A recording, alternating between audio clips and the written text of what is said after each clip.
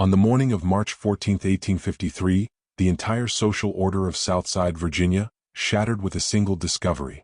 23-year-old Katherine Dunore, eldest daughter of one of the region's wealthiest tobacco planters, had vanished from her bedroom sometime during the night. With her disappeared, Samuel, a 26-year-old enslaved man valued in her father's ledgers at $1,200.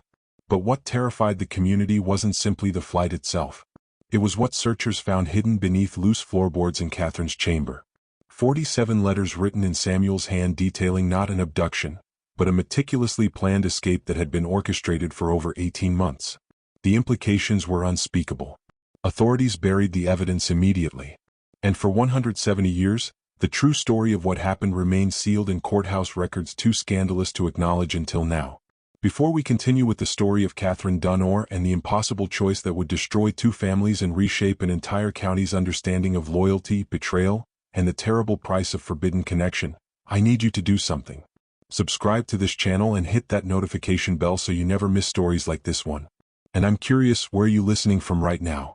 Drop your city or state in the comments below. Now, let's discover what really happened in the spring of 1853 when the unthinkable became reality. The letters would tell only part of the story. The rest would emerge in testimonies given under duress and whispered confessions and in the horrifying discovery made 6 months later in a cabin 30 miles north of the Mason-Dixon line. Dunore Hall stood 3 miles outside the town of Don, Virginia, a 2-story brick manor house that commanded views of rolling tobacco fields stretching toward the North Carolina border. The estate encompassed nearly 800 acres worked by 53 enslaved people who lived in weathered cabins arranged in neat rows beyond the main house. Colonel James Dunore, a widower since 1847, ran his plantation with military precision learned during his brief service in the Mexican War.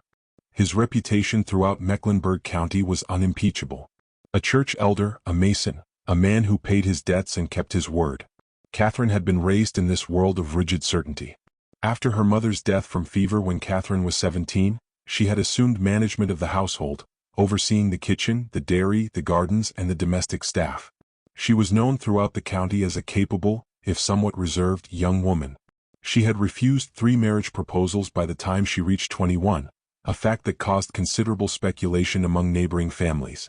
Her father indulged her independence, perhaps because she managed his household so efficiently, perhaps because he still mourned his wife and could not bear to send his daughter away. Samuel had come to Dunore Hall in 1849, purchased from an estate sale in Richmond. His previous owner, a schoolmaster, had taught him to read and write before dying suddenly, leaving debts that forced his widow to sell her late husband's property.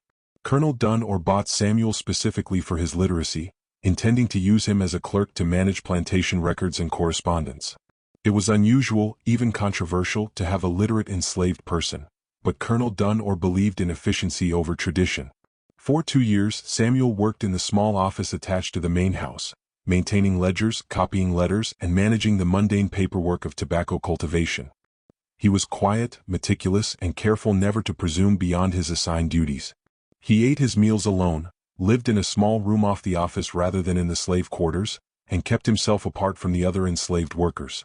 Some resented his privileges, others simply ignored him. He existed in a strange liminal space, too educated for field work, too enslaved for freedom. The Virginia of 1853 operated under rules as immutable as natural law. White and black occupied separate worlds, separated by laws that prescribed every interaction, every boundary, every consequence for transgression.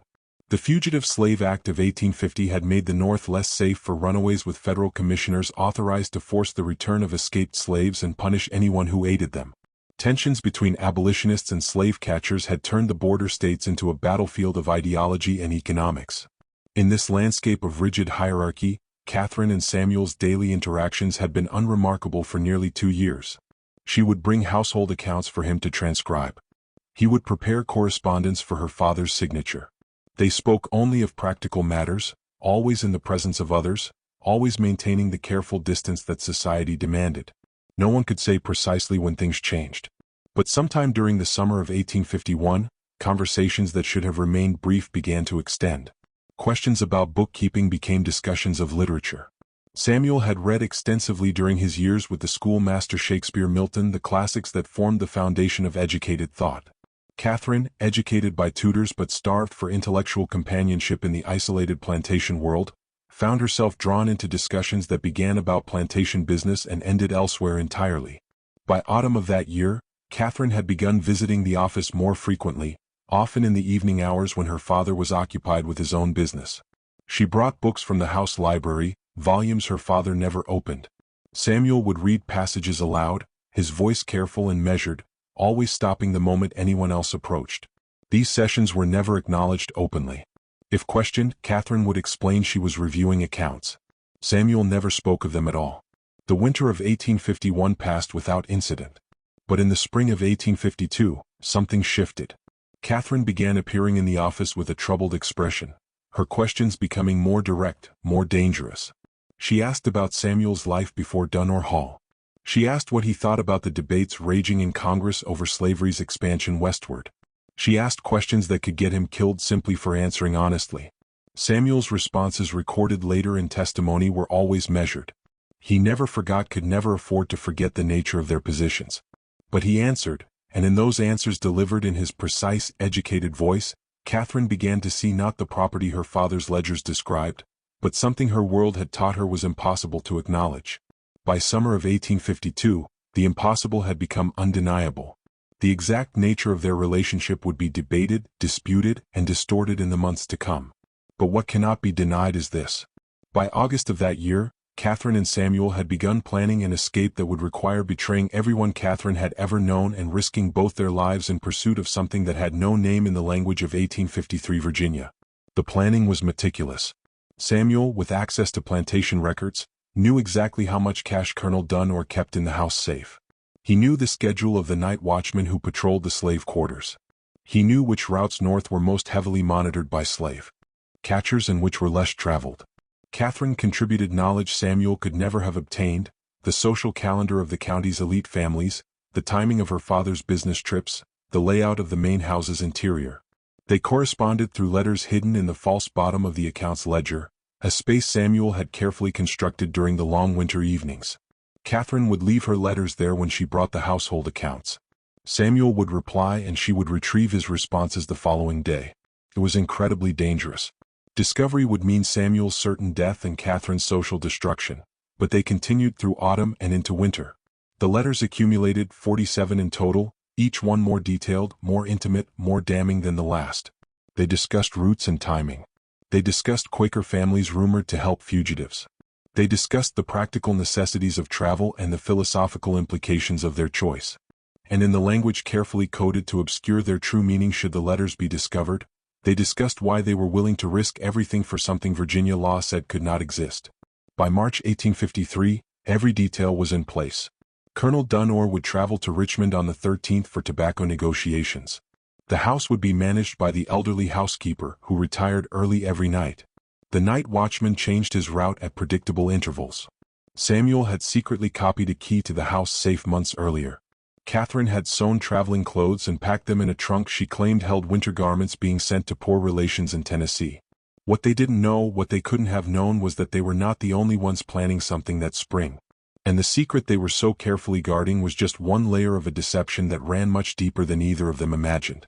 The night of March 13, 1853 was moonless and cold, with the kind of darkness that swallows sound and makes familiar landscapes alien. Colonel Dunore had departed for Richmond that morning as planned, riding in his carriage with his manservant, a journey that would keep him away for 3 days. The house settled into its evening routine with mechanical predictability. Katherine retired to her room at 9 o'clock as was her custom. The housekeeper, Mrs. Hawthorne, checked on her briefly before heading to her own quarters in the back wing. The house grew quiet. Downstairs, Samuel completed his evening tasks, banking the fire in the office and arranging the next day's correspondence on Colonel Dunore's desk. To any observer, it was an evening like any other. What happened next would have to be reconstructed from evidence and testimony, as there were no witnesses to the actual departure. Sometime between 10 o'clock and midnight, Samuel moved through the darkened house with the precision of someone who had rehearsed every step. He used his copied key to open the safe in Colonel Dunore's study, removing approximately $300 in gold and paper currency, not the full amount, but enough to fund their journey without making the theft immediately obvious. Katherine, meanwhile, had not undressed for bed. She wore traveling clothes beneath her nightgown, and her packed trunk waited in the wardrobe. At the appointed time they had synchronized their pocket watches weeks earlier.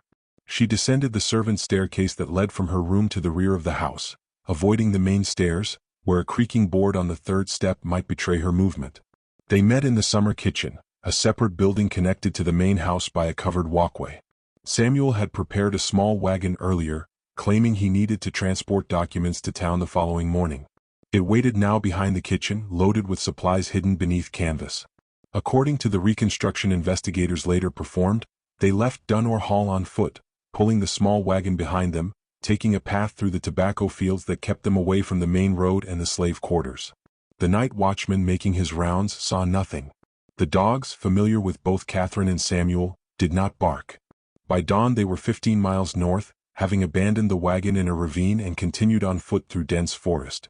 They followed a route Samuel had carefully planned using landmarks he had memorized from maps in the office, specific creek crossings, distinctive rock formations, the ruins of an old mill.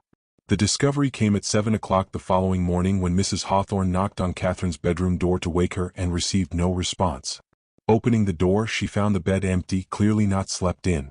The wardrobe stood open and the trunk that should have been there was gone. Mrs. Hawthorne's first thought was that Katherine had been taken ill and gone to stay with neighbors, but something about the scene troubled her. She descended to the main house and found Samuel's room similarly empty. His few possessions remained, but he was gone. With growing alarm, she checked the office and discovered the correspondence from the previous day still unsent. Highly unusual for Samuel's meticulous habits. When she reported this to the overseer, a crude man named Taggart, who managed the field workers, he immediately suspected Samuel had run. A quick check of Katherine's room revealed no signs of struggle, and the discovery that her traveling clothes and personal items were missing transformed concern into horror. Taggart rode immediately to the neighboring plantation where he sent riders in multiple directions. One to Richmond to inform Colonel Dunore, others to alert the county magistrate and organize a search party.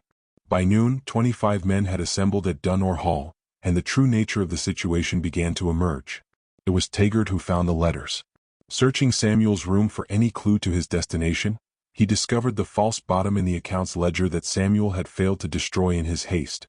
The letters inside, written in Samuel's distinctive hand, and addressing Katherine with an intimacy that made the searchers recoil in shock, left no doubt that this was not an abduction, but a planned escape. The magistrate, a thin man named Howell, who had known Katherine since childhood, read 3 of the letters before ordering them sealed. What he had read, coded language that still made the relationship's nature unmistakable, represented a scandal that could destroy not just the Dunore family, but the social foundations everyone depended upon. He gathered the letters, locked them in his saddlebag, and made a decision that would be debated for years after. The official story became simple. Samuel had kidnapped Katherine and fled north, likely intending to sell her to abolitionists who would use her as propaganda against the Southern way of life. It was a kidnapping, nothing more. The letters, Howell declared, were forged by Samuel to cast suspicion on Katherine and cover his crime. But everyone who had read those letters knew the truth, and that truth was too dangerous to acknowledge.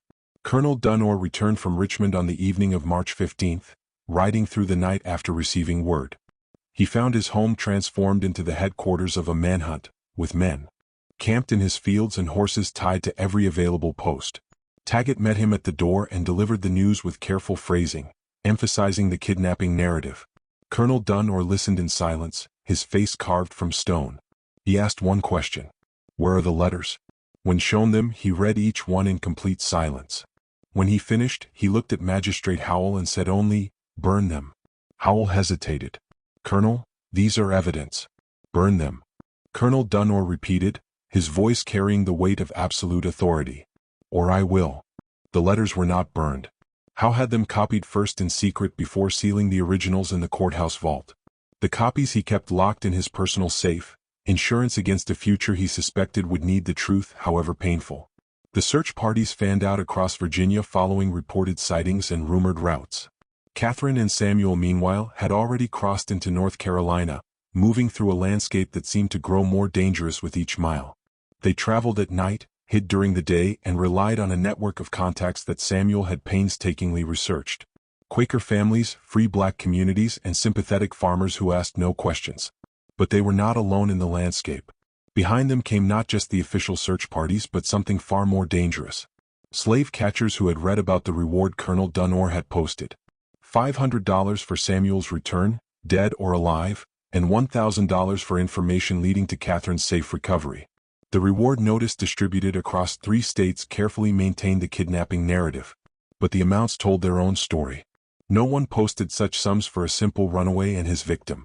What neither Katherine nor Samuel knew, what they couldn't have known, was that the letters Howell had sealed contained information that made their escape infinitely more complex than anyone suspected. And back at Dunore Hall, as the investigation continued, searchers would make a discovery in Katherine's room that would transform the scandal from merely shocking to absolutely catastrophic. The discovery came 3 days after the flight when Mrs. Hawthorne, cleaning Katherine's room with the desperate energy of someone trying to restore order to chaos, found a loose floorboard beneath the bedside table. Prying it up, she discovered a small wooden box containing items that made her cry out in shock. Inside the box, a jarre pape of Samuel, clearly commissioned secretly, as no photographer in Mecklenburg County would have created such an image. Beside it, a woman's wedding ring, simple gold, sized for Katherine's finger, and beneath these, a letter in Katherine's own handwriting, unfinished, dated 2 weeks before the escape. Mrs. Hawthorne read only the first lines before dropping it as if burned. "Dearest Samuel," it began. "By the time you read this, we will either have succeeded in our flight or perished in the attempt. But I write this to leave a record, should we fail, of the truth that Virginia law prevents us from speaking. The child I carry is yours." The letter was never completed. What Katherine had intended to write in the rest of that letter, what she had planned to do with it, would never be known, but its existence transformed everything. This was not simply a flight for freedom or even a forbidden romance. This was a woman fleeing with the father of her unborn child, a child that Virginia law would have automatically enslaved at birth. A child whose very existence would have been an abomination to the society that birthed them both. Mrs. Hawthorne brought the box to Taggart with trembling hands. He brought it to Magistrate Howell. Howell, reading the unfinished letter, made a decision that would haunt him until his death 23 years later. He placed the contents back in the box, sealed it and locked it in the courthouse vault alongside the letters. Then he returned to Dunore Hall and told Colonel Dunore in private exactly what had been found. What Colonel Dunore did next would become the subject of whispered speculation for generations. He ordered every searcher from his property immediately. He canceled the reward. He sent word to every contact in Virginia, North Carolina, and beyond that the search was over. His daughter, he announced, had died, taken ill suddenly, and buried in an unmarked grave to avoid scandal. Samuel, he claimed, had been found dead 2 counties away, shot while resisting capture. Both statements were lies, but they were lies that protected something Colonel Dunore valued more than truth: the reputation of his family and the social order he had spent his life upholding. Better to claim his daughter dead than to acknowledge what she had done. Better to invent an ending than to allow the real story to continue. But Katherine and Samuel were still alive, still moving north through a landscape that had become exponentially more dangerous, not because of pursuit, which had suddenly mysteriously ceased, but because of what they carried with them. A secret that grew with each passing day. A life that represented the complete destruction of every rule their world was built upon. The abrupt end to the official search created more questions than it answered. In taverns and parlors across Mecklenburg County, people whispered about Colonel Dunore's strange behavior. Some believed his story about Katherine's death. Others suspected she had been hidden away in an asylum, her mind broken by the ordeal. The most cynical suggested that Dunore had paid bounty hunters privately to handle the matter quietly away from public scrutiny. Magistrate Howell, sworn to secrecy but burdened by conscience, maintained the official narrative while privately documenting every piece of evidence he could gather. His personal journals, discovered after his death in 1876, reveal a man torn between duty to his friend and horror at the truth he was concealing. In an entry dated April 3, 1853, he wrote, "I have today sealed evidence of a crime that is no crime, of a love that is no love, of a child that cannot exist in the eyes of God or law. May the Lord forgive me for hiding truth, but may He also forgive me if I reveal it." At Dunore Hall, life attempted to return to normal, but the plantation bore the marks of what had happened. Colonel Dunore dismissed Taggart within a week, paying him a substantial sum to leave Virginia and never speak of the case. Mrs. Hawthorne remained, but she grew increasingly withdrawn, spending hours in the chapel, praying for Katherine's soul. The house itself seemed to mourn. Rooms that Katherine had managed stood empty and unused, her possessions packed away, her name spoken only in whispers, if at all. The enslaved population at Dunore Hall understood more than the white family suspected. Samuel had been an outsider among them, but his literate status had made him valuable in ways the masters never recognized. He had written letters for those who couldn't write, read documents that affected their lives, and quietly shared information about the broader world. His disappearance with Katherine became a source of complex emotions. Some saw it as reckless and dangerous, inviting retaliation on all of them. Others viewed it as an impossible dream briefly realized. In the months that followed, rumors filtered back through the underground networks that connected enslaved communities across state lines. A couple matching Katherine and Samuel's description had been seen. In Pennsylvania, someone had sheltered them in a Quaker household near the Maryland border. A woman claiming to be a widow from Virginia had given birth in a boarding house in Philadelphia. These rumors reached Dunore Hall through circuitous routes. A word passed from a traveling peddler to a kitchen worker. A letter delivered to the wrong address and quietly shared before being destroyed. Colonel Dunore heard none of them. Or if he did, he gave no sign. He had built a wall around the truth, and he maintained it with grim determination. But walls, however sturdy, cannot hold forever against the pressure of truth. And 6 months after Katherine and Samuel's flight, that truth would force its way into the light in a manner no one could have anticipated. The revelation began not in Virginia, but in a small town in southern Ohio called Ripley, a notorious stop on the Underground Railroad. In September 1853, a Presbyterian minister named John Rankin, known for his abolitionist activities, received a letter from Philadelphia.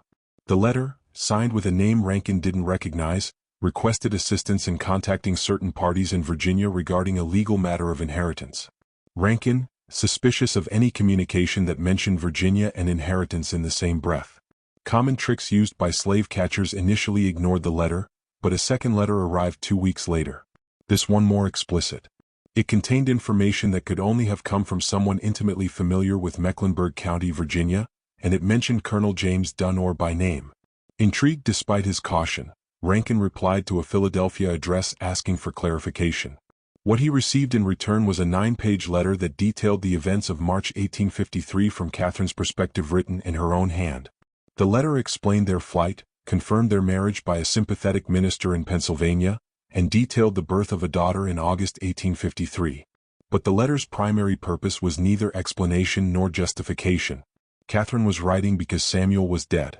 He had died in early September, killed not by slave catchers or vengeful pursuers, but by typhoid fever contracted in the crowded Philadelphia boarding house where they had been living. Katherine, alone with an infant daughter in a city where she knew no one and possessed no family connections, was destitute. She was requesting that Rankin act as an intermediary to contact her father to ask if any reconciliation might be possible, if he might acknowledge his granddaughter, if not his daughter. Rankin, deeply moved and deeply troubled, faced an impossible decision. He believed in helping fugitives, but Katherine was not legally a fugitive. She had broken no law by leaving Virginia. Samuel had been, but Samuel was dead. The child, under Virginia law, would have been born into slavery, the property of Colonel Dunore. But in Pennsylvania she was free. What exactly was he being asked to facilitate? After much deliberation and prayer, Rankin wrote to Magistrate Howell, whom he knew by reputation to be a man of integrity, if not abolitionist sympathies. His letter, carefully worded to avoid incriminating anyone, explained that he had been contacted by a young woman claiming to be Colonel Dunore's daughter and asking if any reconciliation might be possible. Howell received the letter in late October 1853. He sat in his office for an hour, the letter on his desk, before finally deciding what he had to do. He rode to Dunore Hall that same afternoon. Colonel Dunore received him in the study where Samuel had once worked. Howell explained the situation as gently as possible, then waited for the response he dreaded. What Colonel Dunore said, recorded in Howell's journal, was this: "I have no daughter. I have no. If this woman in Philadelphia persists in using my family name, inform her that I will pursue legal action for fraud. She is to contact me no further. Tell Rankin the same." Howell tried to reason with him. "James, she's your daughter. Your grandchild." "I have no daughter." Colonel Dunore repeated, his voice like iron. "And I have no grandchild. The matter is closed." Howell left defeated and wrote to Rankin explaining that reconciliation was impossible. He enclosed a small sum of his own money, asking Rankin to see it delivered to Katherine with his apologies for her father's response. Katherine's reply, when it came weeks later, was brief. She thanked Rankin and Howell for their attempts. She explained that she had found work as a seamstress and was managing barely to support herself and her daughter. She asked for no further assistance. The letter's final paragraph would be quoted in abolitionist newspapers for years after. "I knew when I chose this path that I was choosing to die to my former life. I did not anticipate how literal that death would be, but I would make the same choice again because the alternative was a living death of the spirit that I could no longer endure. My daughter will grow up free, and that is worth any sacrifice." The letter found its way through Rankin's connections to abolitionist publications in Philadelphia and Boston. They printed it without Katherine's name, identifying her only as a young Virginia woman of good family who chose love and liberty over the comforts of slavery. The story spread, became part of abolitionist literature, was referenced in speeches and sermons. In Virginia, those who read these accounts and recognize the details maintain their silence. Colonel Dunore never acknowledged the publications. Magistrate Howell kept his documentation locked away. Mrs. Hawthorne continued her prayers. The plantation worked its cycles of planting and harvest as if nothing had changed. But everything had changed. The social fabric that seemed so solid, so eternal, had revealed itself to be more fragile than anyone wanted to admit. If Colonel Dunore's own daughter could choose an enslaved man over her birthright, what did that say about the system everyone depended upon? If love could transcend the barriers everyone insisted were natural and absolute, what else might prove less permanent than it appeared? These were dangerous questions, and they were not discussed openly, but they lingered in the silence in the careful way people avoided mentioning Katherine's name in the speed with which Colonel Dunore aged over the following years. And in Philadelphia, Katherine Dunore, she kept her name, refusing to hide her origin, raised her daughter in a 2-room apartment above a tailor's shop. She worked long hours at her sewing, attended a small Presbyterian church, and told her daughter stories about her father, carefully chosen stories that emphasized Samuel's intelligence, his kindness, his courage. The daughter, named Sarah, grew up knowing she was different, but not fully understanding why until she was older. She knew her father had died before she could know him. She knew her mother had left Virginia under difficult circumstances. She knew her grandfather refused to acknowledge their existence. What she didn't know, what Katherine never told her, a secret Katherine would carry to her grave, was the full complexity of the choice her parents had made. The network of deception and planning that had been required, and the contents of the sealed documents in the Mecklenburg County Courthouse that would remain hidden for another generation. Those documents stayed sealed until 1889, when Magistrate Howell's son, sorting through his father's effects after his death, discovered the copies of the letters and the unfinished note about Katherine's pregnancy. Shocked by what he read, he debated for weeks before finally deciding to make the documents public. By then, Katherine had been dead for 3 years, buried in a Philadelphia cemetery under a headstone that identified her simply as beloved mother. Colonel Dunore had died in 1871, never having spoken his daughter's name again after 1853. Most of the principals were dead. The plantation system they had all been part of had collapsed in the Civil War, and the world that had made Katherine and Samuel's choice so impossible had transformed beyond recognition. When Howell's son published the letters in a Richmond newspaper, they caused a brief scandal, then faded into the archives of forgotten history. A few aging abolitionists wrote articles praising Katherine's courage. A few Southern apologists condemned her betrayal, but mostly people read the story, shook their heads at the tragedy of it all, and moved on. What they didn't know, what the letters themselves couldn't reveal, was that the story they thought they knew was still incomplete because there had been one more letter never sent, never read, and never included in the courthouse records. A letter that would have changed how everyone understood what had really happened in March 1853. That letter, written by Samuel in the weeks before their escape, had been hidden in a place no one thought to search, and it would remain hidden for another 60 years until a renovation of the building that had once housed Samuel's office would reveal a space between the walls where a tin box had been carefully concealed. Inside that box, Samuel's letter addressed to the one person who had made their escape possible. The one person whose role in the story had never been suspected. But that discovery was still decades away. In 1853, as winter approached and the scandal faded from immediate consciousness, the people of Mecklenburg County returned to their lives, convinced they understood what had happened, even as the truth remained carefully buried beneath layers of deception, self-deception, and deliberate silence. The winter of 1853-54 brought unusual cold to Virginia, with ice storms that damaged tobacco plants and left the roads impossible for days at a time. At Dunore Hall, Colonel Dunore retreated increasingly into isolation, handling plantation business through his overseer and rarely venturing beyond his property. His health, robust despite his 62 years, began to decline visibly. He developed a persistent cough that Mrs. Hawthorne treated with various remedies, none effective. In Philadelphia, Katherine struggled through that same winter with challenges of a different sort. The seamstress work that had sustained her through autumn slowed dramatically as wealthy clients left the city for warmer climates. Sarah, not yet 6 months old, required constant care. The small sum Magistrate Howell had sent was gone, spent on rent and coal for the tiny stove that barely heated their rooms. Katherine wrote again to Rankin in January, not asking for charity, but inquiring about positions as a governess or teacher. She had, she explained, received an excellent education and could teach music, literature, and French. Rankin, moved by her determination, contacted several Quaker families he knew, but the responses were polite refusals. A woman with Katherine's background, unmarried, her brief marriage to Samuel, performed by a minister without legal standing, was not recognized, with a mixed-race child, was unemployable in any position that involved entering respectable homes. What saved Katherine was not charity but skill. A customer at the tailor's shop below her rooms, impressed by the quality of her work on a difficult repair, commissioned an entire wardrobe. Then another. By spring, Katherine had developed a small but reliable clientele of women who appreciated fine needlework and didn't ask too many questions about her background. She was surviving barely but surviving nonetheless. In her letters to Rankin, which continued sporadically over the following year, she never complained. She wrote instead about Sarah's development, her first teeth, her first attempts at words. She wrote about the city, about the free black community she had cautiously begun to know, about the strange freedom of living without the constant surveillance of plantation society. I am not happy, she wrote in April 1854. But I am free to be unhappy in my own way, and that is a kind of happiness I never knew in Virginia.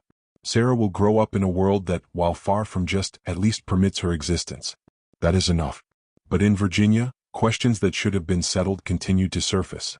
In the spring of 1854, a man appeared in Boydon claiming to be a journalist from Baltimore, researching stories about the Underground Railroad. He asked questions about the Dunore case, about Katherine and Samuel, about the circumstances of their flight. Local authorities, warned by Magistrate Howell, refused to speak with him. He left after a week, but his presence had revived gossip that had finally begun to die down. Mrs. Hawthorne, questioned by Colonel Dunore about what the journalist had been asking, reluctantly reported that he seemed particularly interested in Samuel and his education and his role at the plantation. He had asked whether Samuel had family in Virginia, whether he had been known to associate with abolitionists, whether he had ever traveled north before his escape. These questions troubled Colonel Dunore deeply. He had Samuel's personal effects, the few items left in his room, brought to the study. There was almost nothing. A Bible, some clothing, a few books. But tucked into the Bible was a single sheet of paper folded small that Dunore hadn't noticed before. He unfolded it and found himself reading a letter in unfamiliar handwriting addressed to Samuel, dated November 1852. The letter was brief and carefully worded. Your inquiry is noted. The arrangement can be made as discussed, pending confirmation of the timing and route. Burn this upon receipt. It was unsigned. Colonel Dunore read it 3 times, his expression growing darker with each reading. What arrangement? What route? He had assumed, everyone had assumed, that Katherine and Samuel had planned their escape alone, that it was an impulsive act of desperation or passion. But this letter suggested something different. Preparation, coordination, outside assistance arranged months in advance. He brought the letter to Magistrate Howell the next day. Howell examined it carefully, noting the paper quality, the handwriting style, the lack of any identifying marks. This suggests, he said slowly, that Samuel had contacts with the Underground Railroad. Well before March. That their escape wasn't spontaneous, but carefully coordinated with people who had experienced moving fugitives north. Who, Colonel Dunore demanded. Who helped them? Howell had no answer. The handwriting matched none of the known abolitionists operating in Virginia or North Carolina. The paper was common quality, available anywhere. There were no clues to pursue, but the discovery transformed their understanding of the case. If Samuel had outside help, if the escape was part of a larger network's operations, then everything they thought they knew needed reconsideration. Katherine might not have been a willing participant, but rather a victim of a sophisticated abduction scheme. The letters in her handwriting could have been forged or coerced. It was a comforting theory for Colonel Dunore, and he embraced it eagerly. His daughter had been targeted by abolitionists, manipulated by a literate enslaved.